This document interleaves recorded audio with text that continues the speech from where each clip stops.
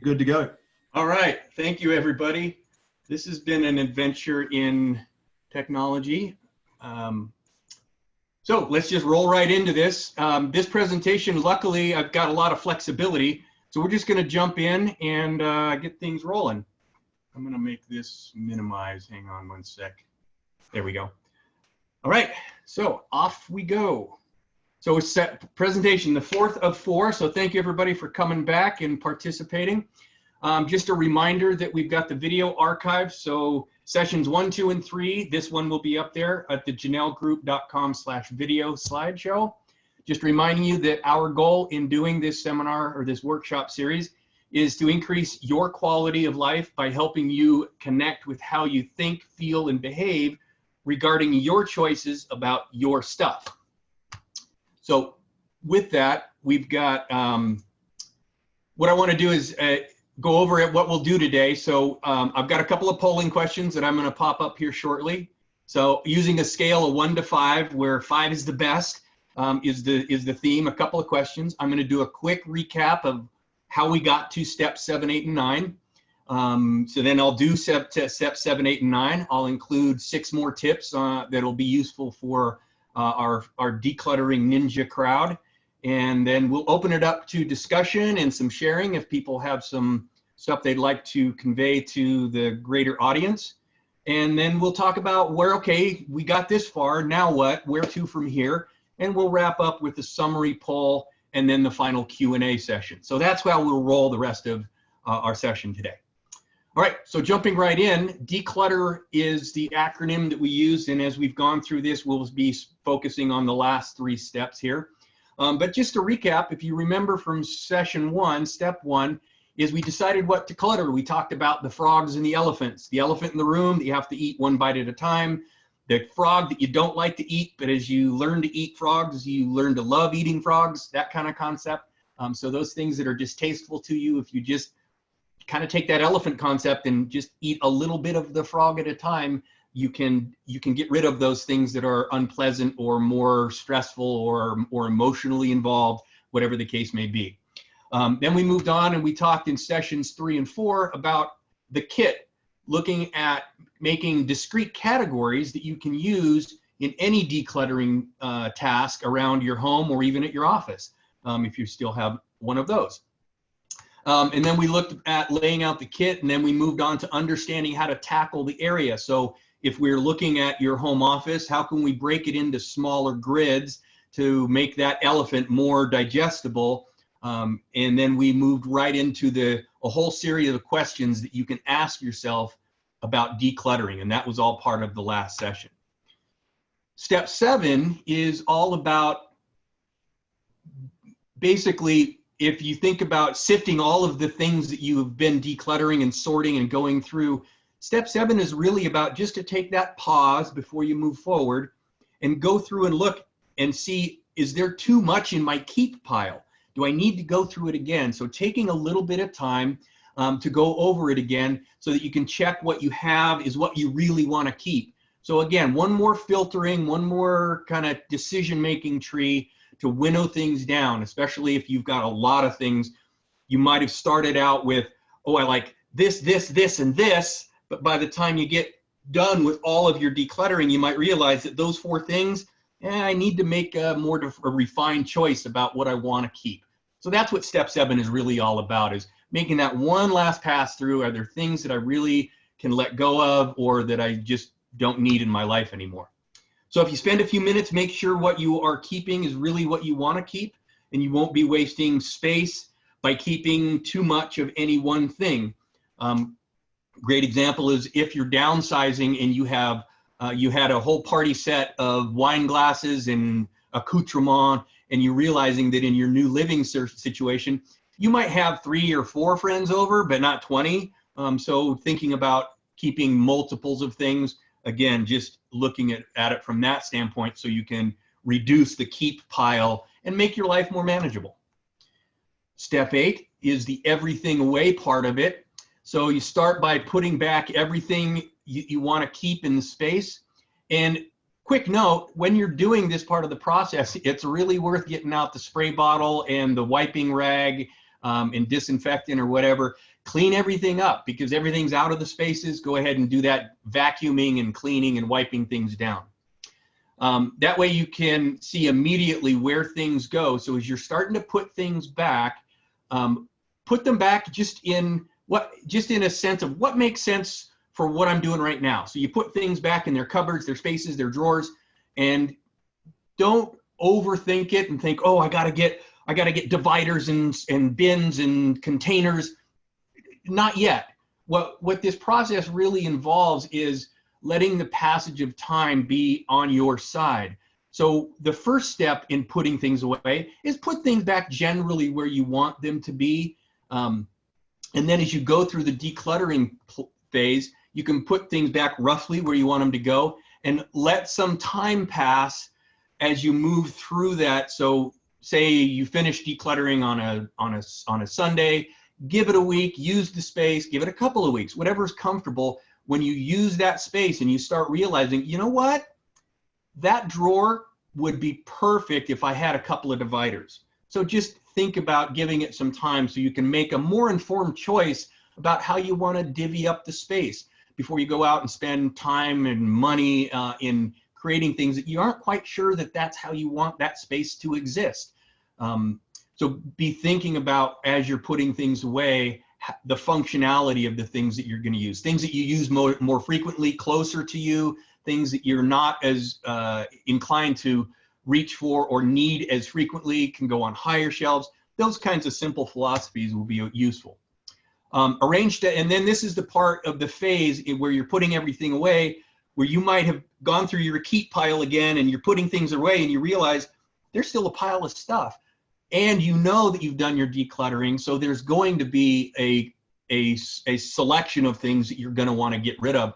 This is that part of of the decluttering step, is discard and all the donated items. Of course, we're in our sequestration, and so a lot of our donation entities are not open for business. There are some that are still doing delivery pickups. You'll have to call each one individually, but just be aware that that's this part of the process. So are you going to give them away? Are you going to donate them? Or do they go into the dumpster? So this is that part of the process.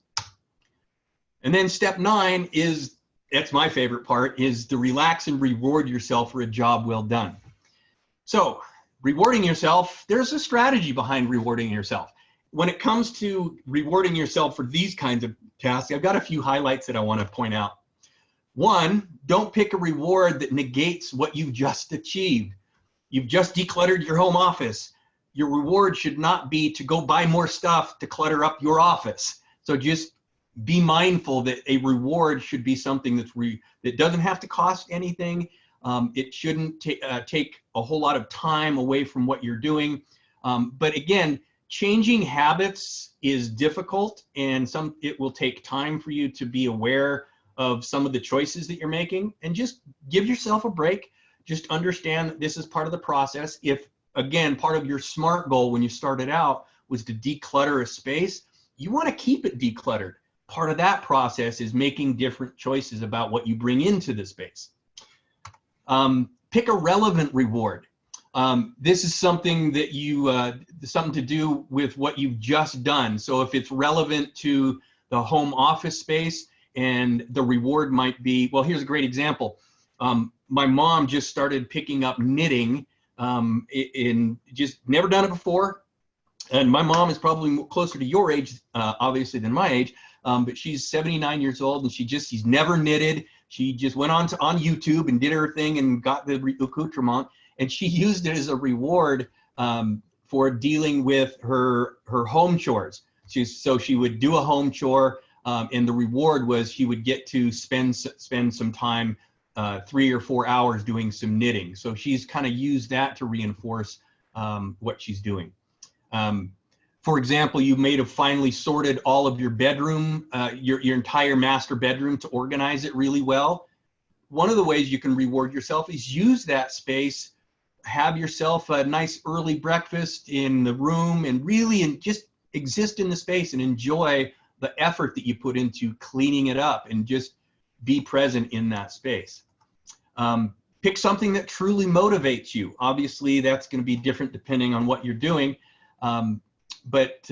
Whatever can help motivate you to get the job done, if you kind of get that stuckness in dealing with decluttering, sometimes it's great to have a reward set up knowing, okay, my reward is going to help motivate me to get the job done. So if you can look forward to something that drives you when you get the job finished, you'll likely get the job done much faster, more efficiently, because there's that carrot dangling out there in front of you, and you get to choose the carrot. Make the reward something easy to achieve quickly. For example, don't reward yourself with a vacation if it's going to take you a year to save up. I'm going to declutter my office and then I'm going to go to Italy. Well, you can't go to Italy now anyways, but you get the point, right? So make it something that is achievable in a short time frame that's relevant to the task, which brings me to the next point. Reward yourself with a treat that's on the same level of the task. Small rewards for small tasks, large rewards for large tasks. So I don't need to go at length about that concept. Make it relevant, because then you don't set yourself up for, I guess, irrational expectations that, well, I'm going to go out and spend $1,000 on a new set of golf clubs because I organized my bathroom pantry drawer. Yeah, so make the tasks relevant. Then remember, rewards don't have to cost anything, as I mentioned before. You can get a lot of pleasure out of the simplest things that allow you to just truly enjoy them. So pick things that are relevant to you, enjoy them as a conscious reward for the job that you just did. And that's usually all the connection that you need to keep yourself motivated as you move through that. All right, next up is a few tips. So I've got 6 tips that can be added to the list. This one isn't going to make a lot of sense until I kind of explain it. Use a black trash bag. Okay, well, trash bags come in different colors. The whole concept behind going into a space, having a black garbage bag, whether it's just loose or in a trash can, however you want to do it, the concept behind this is, if you remember from our earlier conversations, I talked about only making a choice one time. Do I want to keep this? Yes, I do. Do I want to keep this? No, I don't. If it truly is the choice that it's going in the trash, put it in the trash. It's in a black trash bag. You're not going to see it again. You're not going to think about it again, as long as you are comfortable with making that choice. Of course, the downside is when you take the trash out, you're tempted to look in it. Is there anything I really want to keep? Which is fine. You get to make those ultimate choices. But the whole concept is just drive yourself towards making a choice one time and letting things go. And sometimes that might be, I talked about having a maybe pile. Try to avoid the maybe pile, but this would be a nice transition to maybe have a maybe trash pile and then the trash. And then as you move through that process, you'll figure out what fits and what doesn't, and just know you get to the final say. Another tip is to use a sturdy box or bin, because we talked about having a category in your space where there's a box that is called for another room, because whatever you're decluttering, there's stuff in this space that goes somewhere else. Well, the idea is to have a nice sturdy box to put that stuff in, so when you make that choice to go to another space, you're not tempted, and I may say this again in a second, but just want to make sure I hit the point. A lot of times you can get very easily distracted by things that's like, ooh, this doesn't go here, and you'll take that thing and take it to where it goes, and you'll get distracted, and you'll be off in another room, and you'll totally lose track of the focus is decluttering. So that's why we have a whole nother category for it goes someplace else when I'm ready to go someplace else. So don't leave the room until you've dealt with that stuff. And then the last tip on this screen is if you find yourself easily distracted, you can even physically mark out the area. So we talked about in the last session about doing the 9x9 grid where you can kind of map out section, zone 1, zone 2, zone 3. Taking that to the kind of that next level is sometimes it's easy to physically mark out with masking tape certain areas in your space That way it really clearly delineates it, and it allows you some freedom to know, okay, today I'm just going to deal with zone 1. I've got it masked, taped off, and I know where zone 2 and zone 3 are. And that gives you that freedom to just know, I'm going to just do this little bit in this zone, because you've got it marked out and it's very clear. So the next time you walk into that space, you'll be like, oh yeah, zone 1. I'm going to tackle some more in zone 1 for half an hour. Great. When you're done with that half an hour and you're comfortable, like, there's still more to do in zone 1. I'm going to save it for another day. You come back when you're ready. A couple more tips here. Oh, come on, here we go.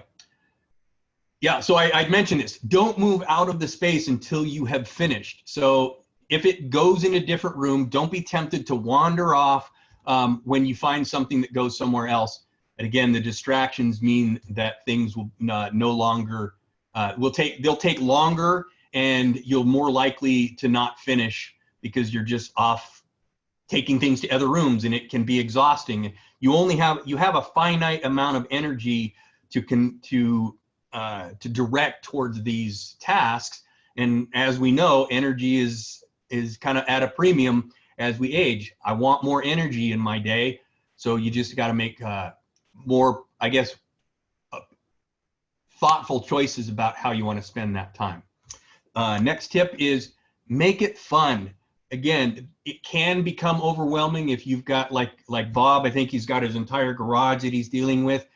What are some ways that you know yourself what works for you? Putting on a movie in the background, playing some some music that takes you back to a time in your life that was fun for you. Think of things that will help entertain you while you're doing sometimes mindless work, repetitive work. It can be tedious at times.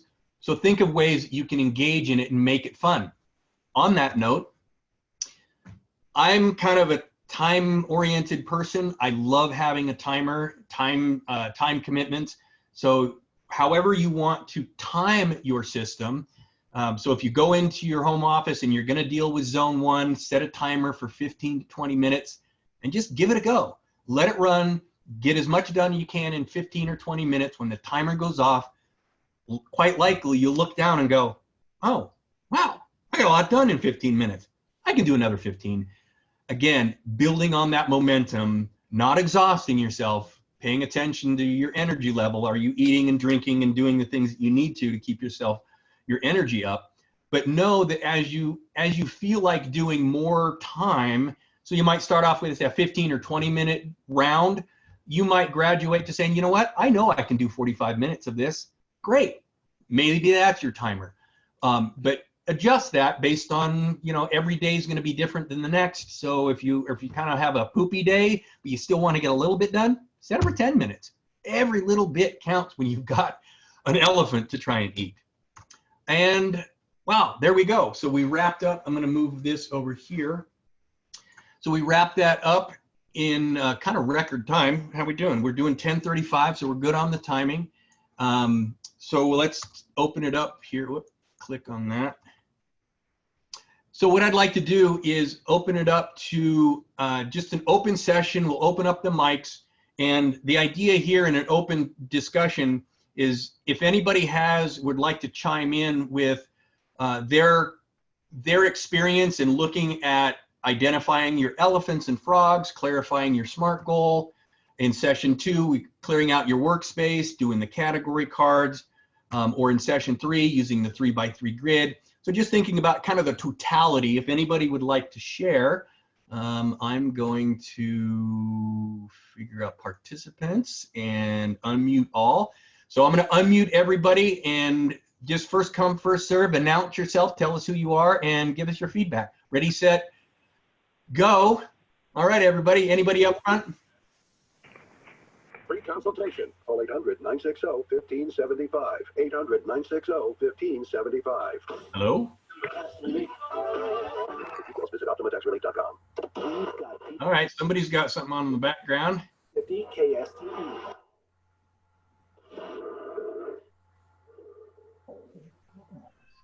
All right. Would anybody like to share their experience so far?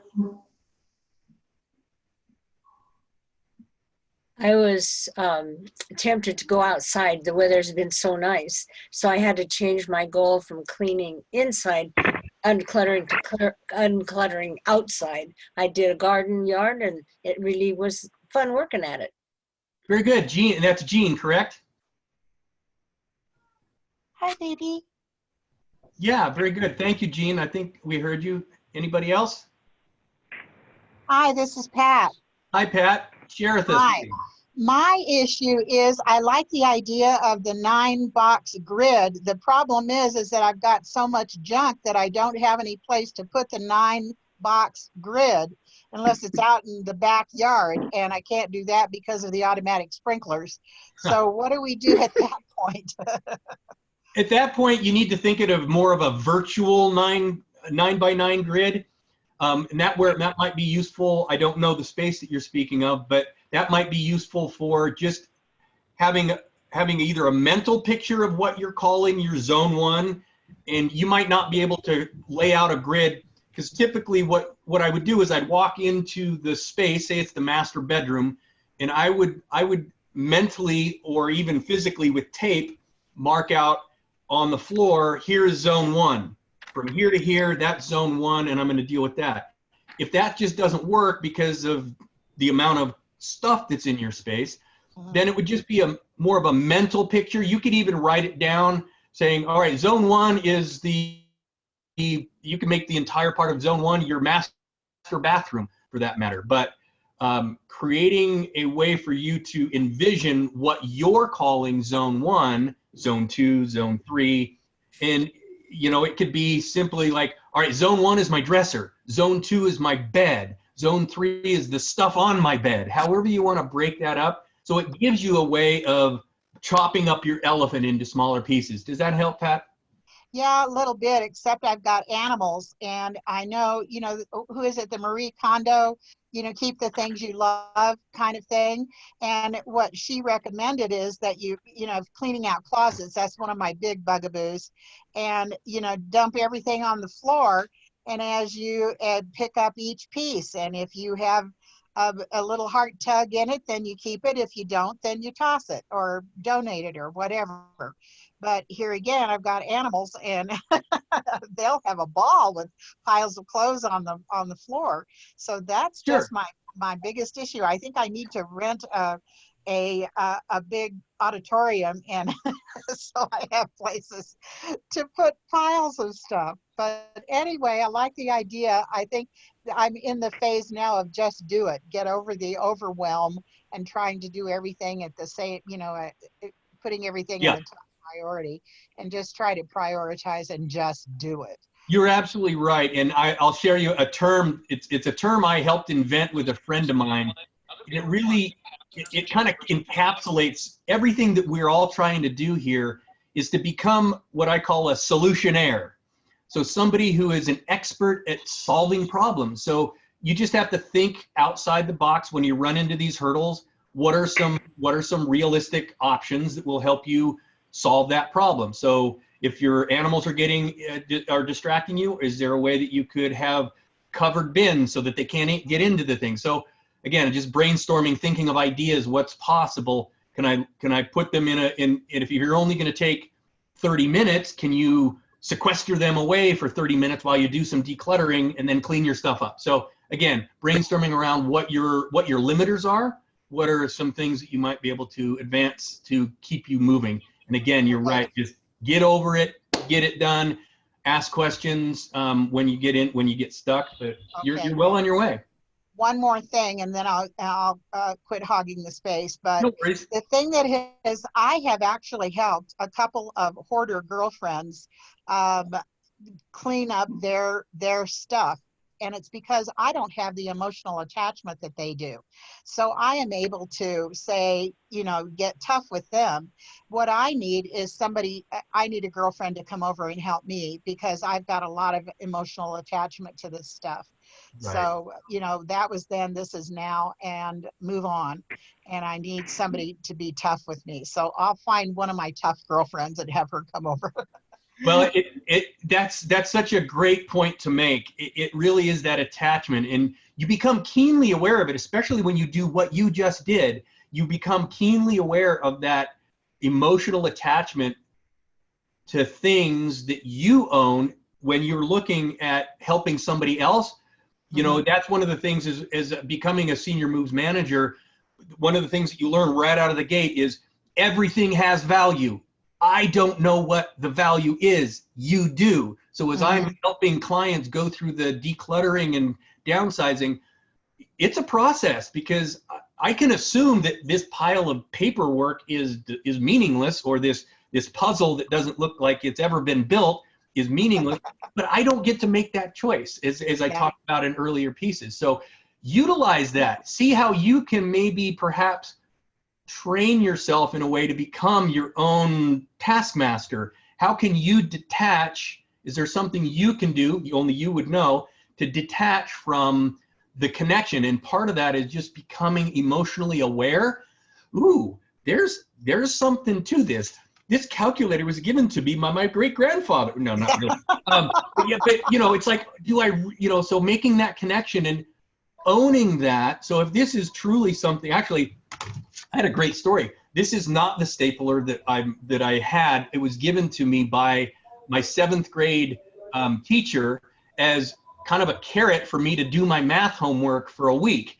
And he gave me that stapler, and it really literally just quit working like less than 3 or 4 months ago. So I had to get a new stapler. But it's that kind of emotional attachment. I kept that stapler with me, since the 7th grade, and I'm 53. So it's an old stapler. It was an old Boss Stitch that I just absolutely love. So I totally get that. I know that making those emotional connections is part of what I've learned to find joy in making the connections and trying to let go of maybe some of the more, I guess, emotionally, because you can make that choice. Oh, but it was from this person or that person.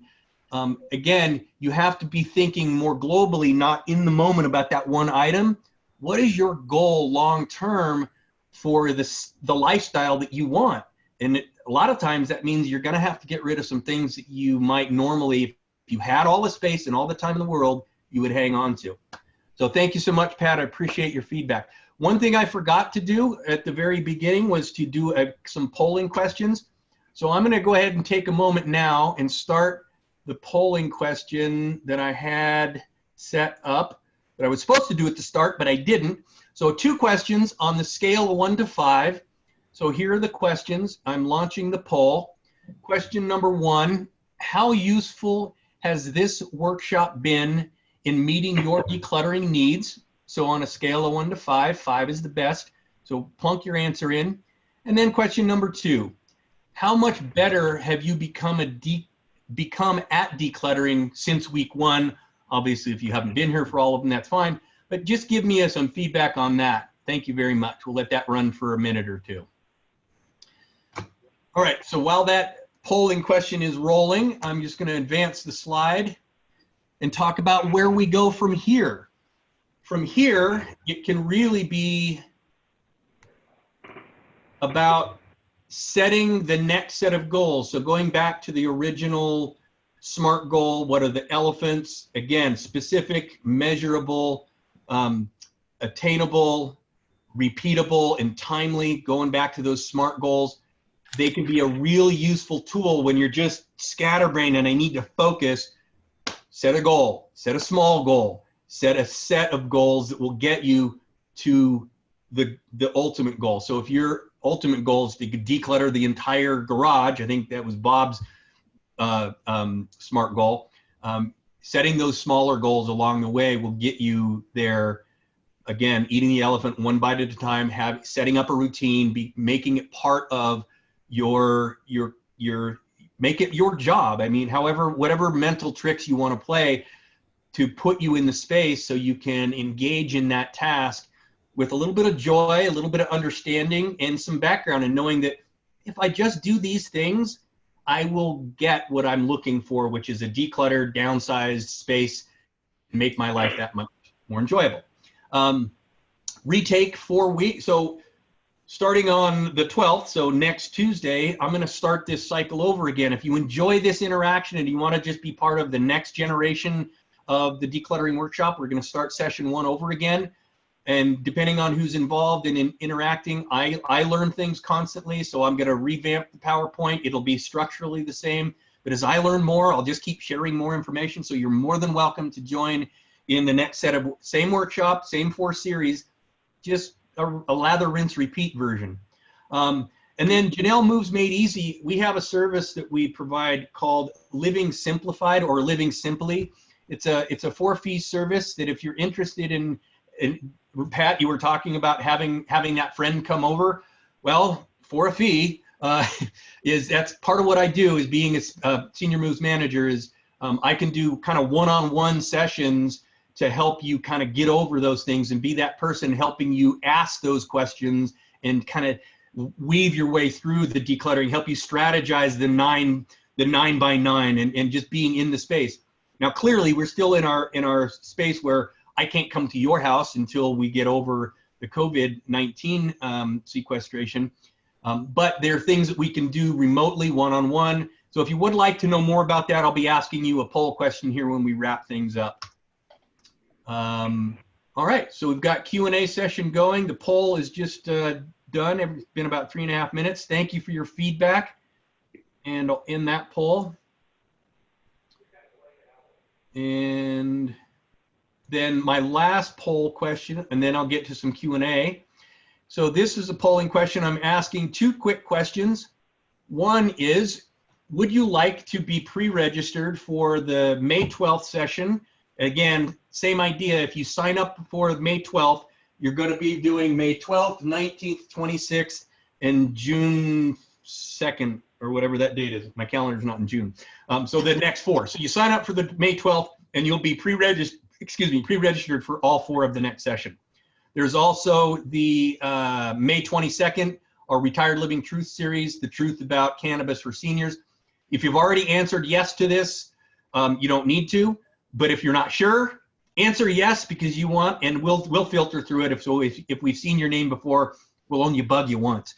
And then, would you like to know more about the Living Simply service that I had discussed? So if that's of interest to you, I'll let that run while we're having our Q&A session here. And with that, let's roll into an open discussion with participants. Unmute all. So I think everybody's unmuted that wants to be. Does anybody have any burning questions, things that you would like to ask me about what we're doing? John, can I just interrupt for one moment? Of course. I think the poll, we didn't make it multiple choice for registering for the webinars. I think people are forced to actually choose between one or the other when they may wish to register for both. I don't know if anyone's on, if you unmute people and ask them if that's the case, because I can't see. Yeah, I'm not able to submit. Yeah. Okay. So how about we redo the poll? Let me go and change the poll quickly, and we'll just relaunch that one. Okay. So you want me to go ahead and end this poll? Yeah, I'll fix it. Okay. All right. And then I'm just going to close the poll window and let Brett do his thing. That's my mistake. We're all learning. All right. Any burning questions that anybody would like to bring up? Topics of interest? Here's Chatterbox Pat again. But I have to tell you folks an experience that happened. My mom is 97 and we're in the process of decluttering her garage as well. And she is the historian in our family, so she's collected forever. Wow, yeah. But anyway, we came across a box of letters, love letters from my dad to her in World War II. Oh my God, what a treasure. Wow. And I just grabbed the first pile of letters that I had, and she had organized them chronologically. The one it started out at the end of May 1944. My dad was in the Army Air Corps, and he was in D-Day. He was a pilot who dropped paratroopers during on Normandy in during D-Day. Right. And there was a letter I found that was dated June 10th, 1944, which was 4 days after D-Day. I opened it up, and it was his description as much as he could tell my mom Right. without being censored about his experience in flying, dropping paratroopers, and they took flak on the airplane, but Absolutely. everybody got back alive and safe. And I said, this is an Antiques Roadshow letter. So we're not going to get rid of it, but I'm going to frame it. Absolutely. Oh, that's just wonderful. Thank you so much for sharing. I love hearing those kinds of stories. I think about the time, the time that in which I grew up. I was thinking about this morning along those same lines. Is there are things that I would like to know about kind of my parents' relationship before it came into existence. Just those, what were my parents like or as people? Would I like them? I don't know. I don't know who they were. I know who they are, but so I find that I would just cherish a letter like that from my mom, from my dad to my mom, just getting a sense of how he thought and what he was. Yeah, all of it. It's just beautiful. Thank you so much for sharing that, Pat. You're welcome. Anybody else have a story that they'd like to share?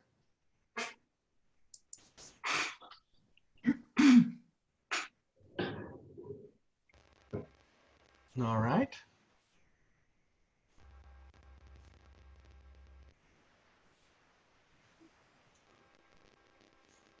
Oh, John. Yes. John, I'd like to say that I really appreciated, was that Pat who was talking or Jean? Yeah, it was Pat. It was Pat. I really appreciated your description of that, Pat, because I am not fortunate enough to have that experience. My mother passed away 1993, and my sister lived in her house for a while, and eventually the house had to be sold, and everything was emptied, and I never got to find old items, and I don't have photos of our childhood. And so I thought now and then I really wish I did. So I'm really glad though that you have that, Pat, and hope others do, because it feels like, it's an empty part of my life. It is, and those are the harder kind of pills to swallow, so to speak, and knowing that they used to exist, but because of life and circumstances, they don't anymore. So yeah, those are more difficult things to have to handle, and we all deal with them differently. But thank you so much, Ruth, for sharing that. I too think about that part of my parents' life, and my mom. Luckily, my mom is not a hoarder. I would call my mom like an OCD hoarder. She holds on to really special things, like you're talking about, those letters, those gems that have really been part of her experience as a mother. And so she's got stuff, going back to when I was in elementary school and things like that, because for her, that is her way to capture that and relive that. So yeah, just hanging on to those cherished items is useful.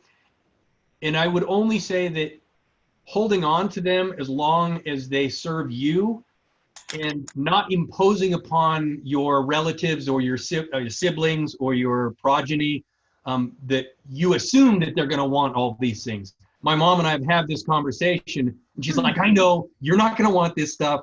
It's for me. And I'm like, great, Mom, you're right. I don't want that stuff, but thank you for thinking of me. So very good. Thank you. It looks like I was going to say that I am keeping photographs of my grandchildren and of my childhood. Well, not my childhood, but photos of my husband and I of me. And I put them all into albums. No, I didn't want them on CDs because I figured nobody would take the time to put them into a computer and look at them or look on TV. So if they don't want to if they don't want them after I'm gone, then they can destroy them. But I want my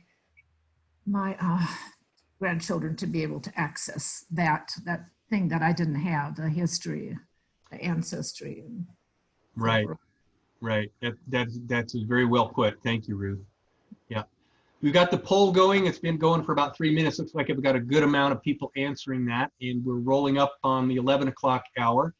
So last efforts, anybody have one last story they'd like to tell, and then we can wrap things up at 11 straight up. John, I still can't submit. Do I have to answer number one because I'm not going to be registering for either one, but unless maybe I have to answer one or the other in order to work this. The submit won't go forward. I'm not entirely sure because I don't have that kind of screen in front of me. I don't have I can Anybody end else have this problem? Doesn't sound like it. Okay.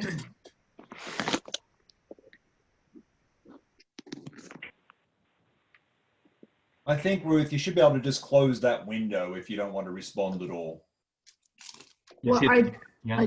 I did respond to number 2, but if I don't want to pre-register for each one in number 1, it appears that it won't let me submit. I don't know. There isn't an option to say None of the above. either one. Oh, right. Okay. Just click on decluttering and we'll take you off so we don't register you for that. How's that? Click on decluttering. Okay. Yeah. Maybe now it'll go.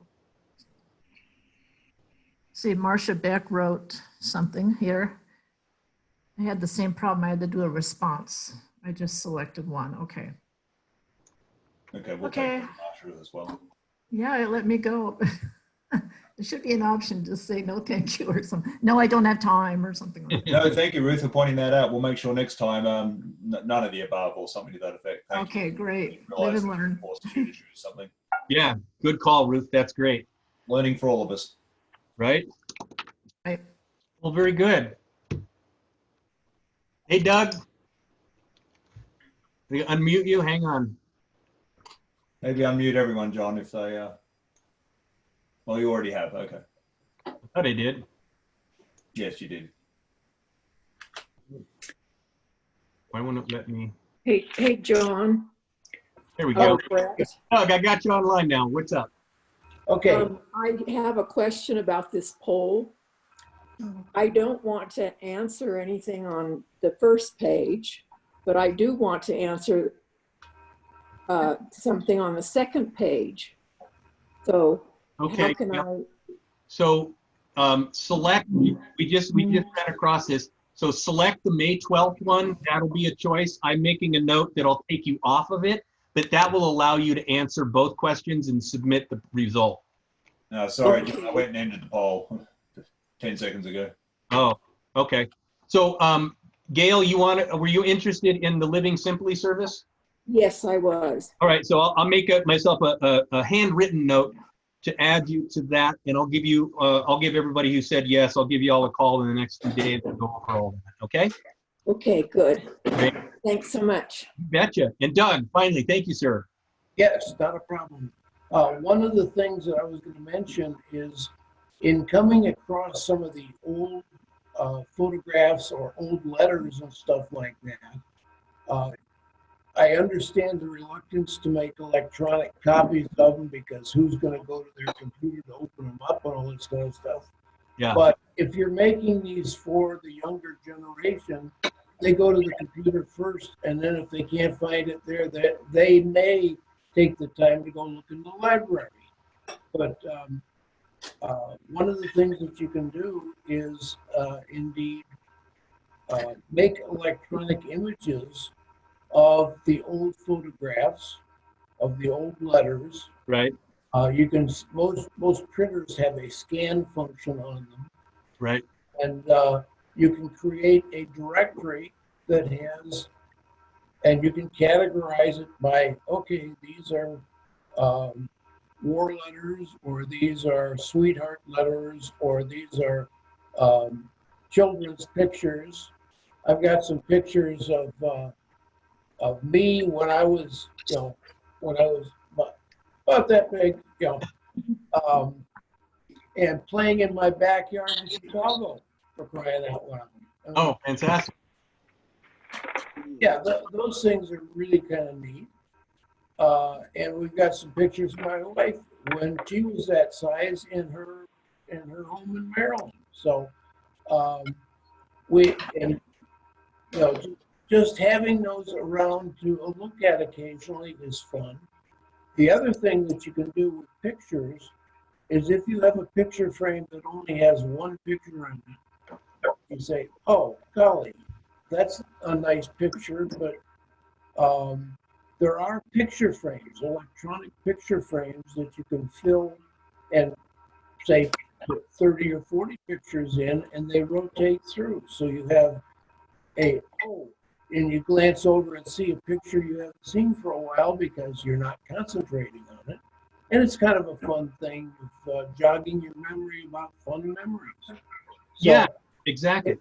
it's a little bit of work, but then you don't have to figure out, well, what am I going to do with my head fork? It takes up half a shelf.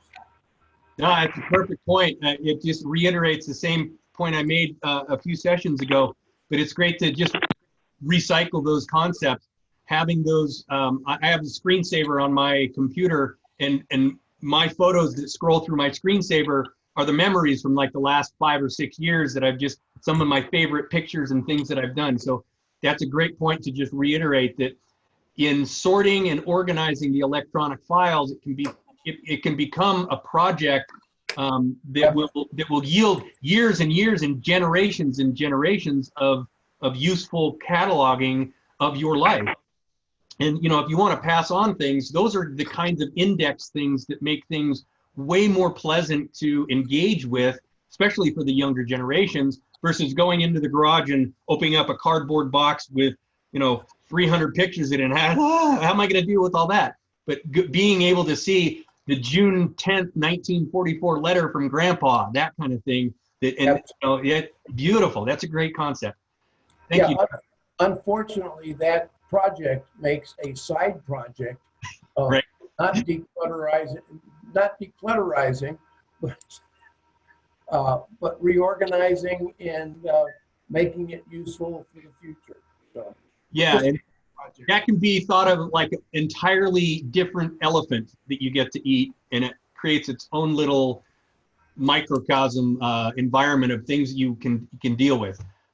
Again, prioritizing, is that a back burner thing? I can work on that next year or something. But yeah, thinking about the process and having a strategy in the choices that you make, knowing, you know what, I know what I can do with this stuff. It just needs to happen later because I got to get the garage cleaned out first.